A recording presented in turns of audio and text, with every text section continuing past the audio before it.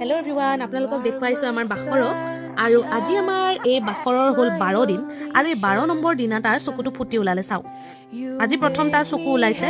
মই চায়ে আছোঁ সদায়, ইমান দিনে মানে চকুটো মুকলি হোৱা নাছিলে। আৰু আজি চাওক, তাৰ মই অকণমান আগত গৈ তাক চাওঁতে দেখিলোঁ যে তাৰ মৰম লগাকৈ চকুটো মেল খাইছে। আৰু আপোনালোকক মই দেখুৱালোঁ তাৰ প্ৰথম চকু ওলোৱা দিনটো আজি। লাহে লাহে ই এতিয়া চেতান হৈ আহিব। আৰু চাওক, আজি 12 নম্বৰ দিন ইয়াৰ। অকণমান খোজ কাঢ়িবও পৰা হৈছে। মানে ইমান দিনটো এনেকৈ মানে চুঁচৰি গৈ আছিলে, একদম মানে লৰচৰ কৰিব নোৱাৰে বেছিকৈ। আজি মানে ই পুৰা এক্টিভ হৈছে আৰু পুৰা 12 নম্বৰ দিন আজি। আৰু 12 নম্বৰ দিনত আমাৰ বাখৰৰ চকু ফুটিলে। আৰু প্ৰথম যেতিয়া জীৱ জন্তুৰ চকু ফুটে, চকুটো মানে এনেকুৱা হৈ থাকে। মই দেখুৱাই দিছোঁ, চাওঁ চাওঁ। এইটো আমাৰ বাখৰ বেঙেনা।